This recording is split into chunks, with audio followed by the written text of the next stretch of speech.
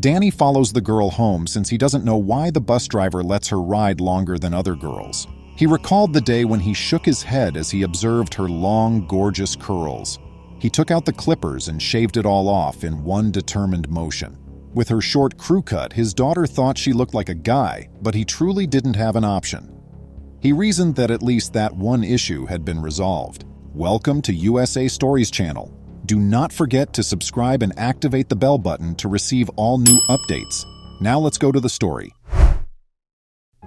In Utah, Philip Harry resides with his daughter, age 11. He departs early for work every morning, but he always trusted Isabella to get ready for school and ride the bus by herself, and had up to this point. He was unconcerned when he saw the first tardy slip in her school bag, but he started to worry when she got a second and third warning in a span of 2 weeks. Isabella had been raised in a loving home and had experienced a really happy childhood.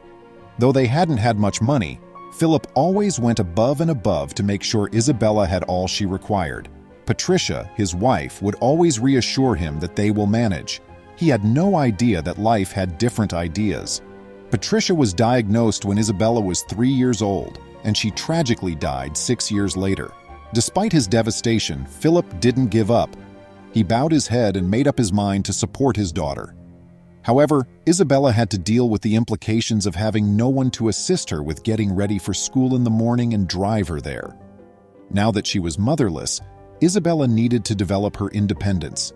She got ready for school early every morning and rode the bus by herself. Though difficult, they succeeded. Years went by, yet Philip missed something significant because he lacked the knowledge and the time. Isabella started receiving notifications from the school for arriving late each morning. After a demanding workday, Philip tried to talk to Isabella one evening to find out what was going on, but she snapped at him and tried to divert the conversation. She didn't want the truth to do her father any harm. Philip started to become skeptical at that point. Philip told his supervisor one day that he would be leaving work early. Then he pulled up to the corner to see if his daughter was indeed riding that bus every day, just as she was supposed to leave the school and board it. As expected, he saw her right away. She boarded the bus promptly, along with several of her pals. All the way home, he rode the bus, but suddenly he observed something. Philip was aware that Isabella was going through a trying time. She hadn't been the same since his wife died, and who could blame her? At the time, she had just been 9 years old.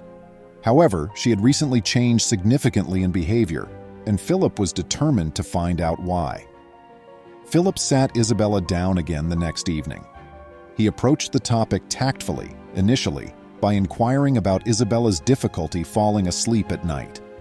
Was this the cause of her tardiness to school? Did she sleep too much?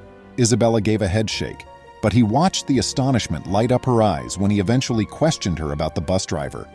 Isabella was asked by Philip why she was being kept on the bus longer than the other children.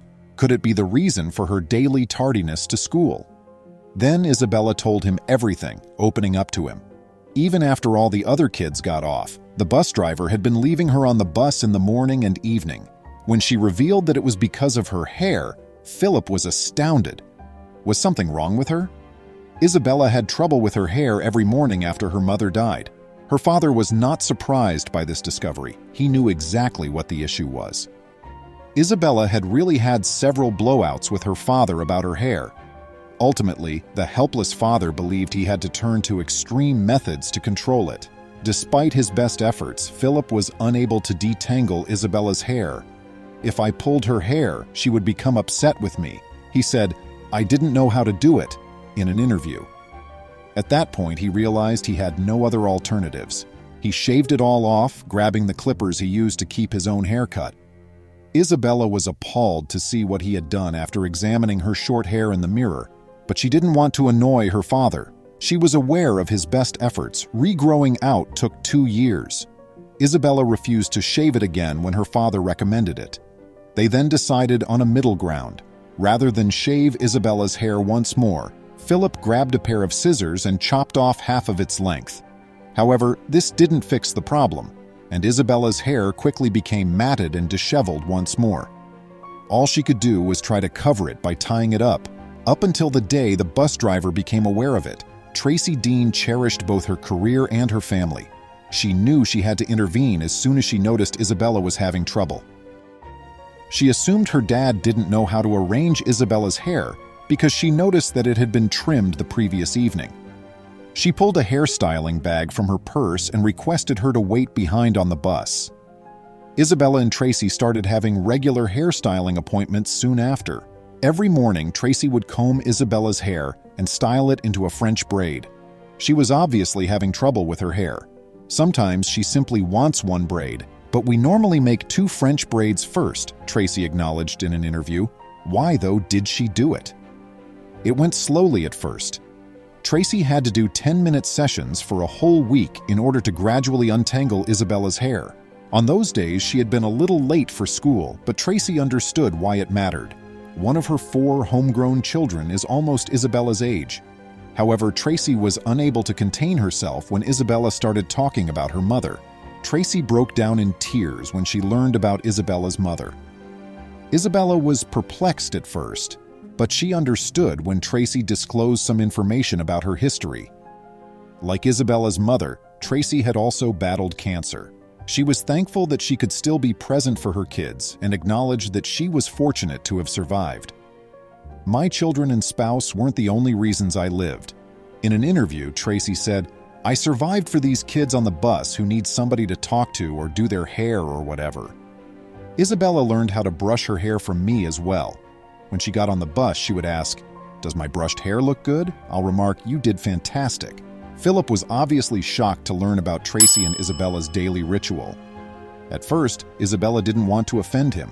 He had done his best, after all, to disentangle her hair. However, Philip's gratitude ended with Tracy. Isabella once returned home looking stunning. She looks the part for the princess that I refer to her as. I've been intending that she act the part, and her confidence has increased significantly, Philip said. As soon as the touching tale reached the public, Tracy was praised as a hero. She is still modest, though. It's just the way my mother brought me up, to be kind to everyone, especially those who are in need of some love. Even the mischievous youngsters deserve a chance, in my opinion.